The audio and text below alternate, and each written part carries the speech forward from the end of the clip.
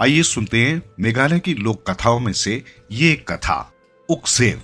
खासी में केसक का अर्थ कुत्ता होता है। बहुत समय पहले की बात है, एक जंगल में सभी जानवर आपस में मिलजुल कर शांति पूर्वक निवास करते थे। उस जंगल में जानवरों का एक बाजार नियमित लगता था, जिसमें सभी जानवर अपनी किसी न किसी चीज को लेकर उसे बेचने के लिए उपस्थित होते थे। इस बाजार को लूरा कहते थे। इस बाजार में जंगल में सभी जानवरों को आना आवश्यक होता था और सभी को अपने साथ कुछ न कुछ सामान बिक्री के लिए ले आना होता था।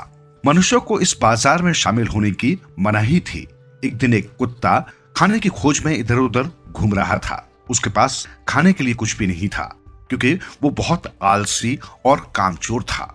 इधर उधर से उसे जो कुछ मिल जाता उसी से वो अपना काम चला लेता था। एक दिन जब वो भूख से व्याकुल होकर इधर उधर घूम रहा था, अचानक वो कुछ मनुष्यों के घर के पास से गुजरा। उस घर से खाने की सुगंध आ रही थी। भूख से व्याकुल वो कुत्ता उस घर के पास गया और लालसा भरी निगाहों से घर की ओर देखने लगा। दोपहर का समय था और घर के लोग खाना खा चुके थे। जब उन्होंने कुत्ते को भूखा और लालसा भरी निगाहों से उनकी ओर ताकते देखा तो परिवार के लोगों को उस कुत्ते पर दया आ गई। उन्होंने अपना बचा हुआ खाना उसे खाने के लिए दे दिया। कुत्ते ने भरपेट खाना खाया। उस खाने का स्वाद उसे बहुत अच्छा लगा।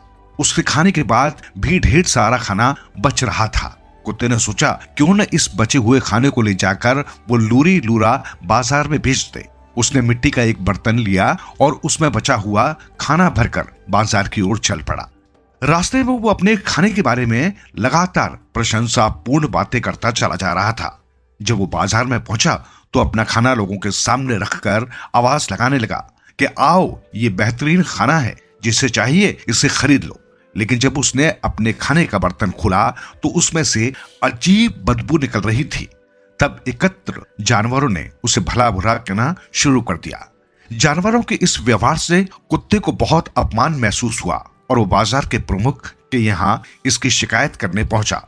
परंतु उसने भी कुत्ते की बात पर ध्यान नहीं दिया और उसका मजाक उड़ाने लगा। ये देखकर कुत्ता गुस्से में बाजार छोड़कर निकला।